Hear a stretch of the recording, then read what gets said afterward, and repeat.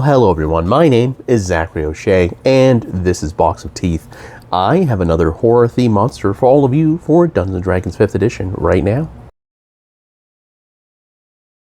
Here in August, we're going over a specific antagonist and his minions that you can use for a horror-themed Dungeons & Dragons game.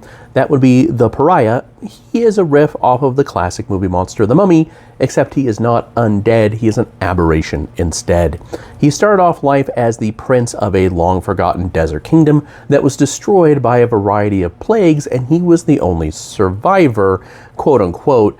All of the various plagues that he contracted mutated, and now he's an aberration who is quite insane, cannot die, and is full of strange mirth and celebration that travels the realms, infecting other people with his generosity, i.e. plagues. He and his minions cover 3 different subgenres of horror, that being body horror, cosmic horror, and disease horror, and we really have a pretty body horror one for you right now, which is the Scaberous Elemental. This churning mass of fetid blood, cur, scabs, and diseased discharge takes on a disturbingly humanoid form. What's perhaps more disturbing is how fast this elemental moves as it turns from a hulking horror into a tide of filth, and then back again. So powerful is the pull of the Pariah's charisma that eventually even the affluence of his devoted followers gathers to worship as his feet.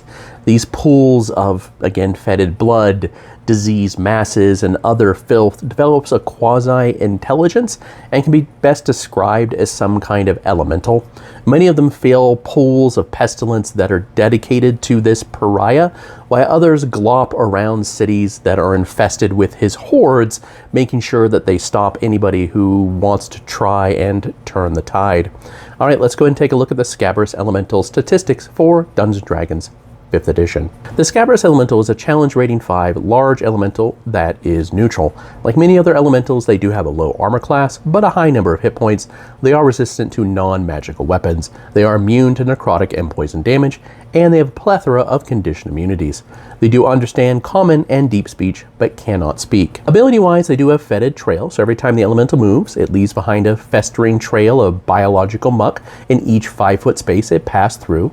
Until the start of the elemental's next turn, any other creature that starts their turn in one of those squares or moves through them takes necrotic damage. They have putrescent form, so they can enter a hostile creature's space and stop there, and they can also squeeze through a space as narrow as 1 inch. They also have wound sense, so they automatically sense the presence of any creature within 15 feet if that creature has less than its maximum hit points. This does not work on constructs or undead.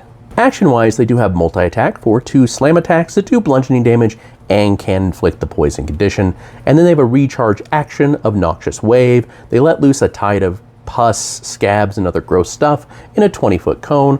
All creatures in that area have to make a Constitution save or be knocked prone and take bludgeoning and necrotic damage. The Scaberous Elemental is a pretty simple monster, but also pretty gross. Literally, when you throw it up against your players, it does have a ick factor there for sure. You don't even have to have the Pariah in your game to use it for perhaps a blood cult or something like that. I'd love to hear how you would use it in your own campaign down in the show notes below. As always, you can find it, the rest of the Pariah's minions, and hundreds more horror-themed monsters, all for Dungeons & Dragons 5th edition.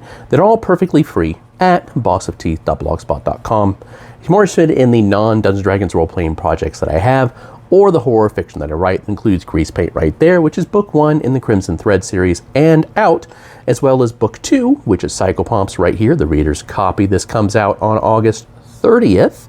You can always go to www.zacharyoshea.com. As always, I appreciate your time and your attention today, and have a wonderful afternoon.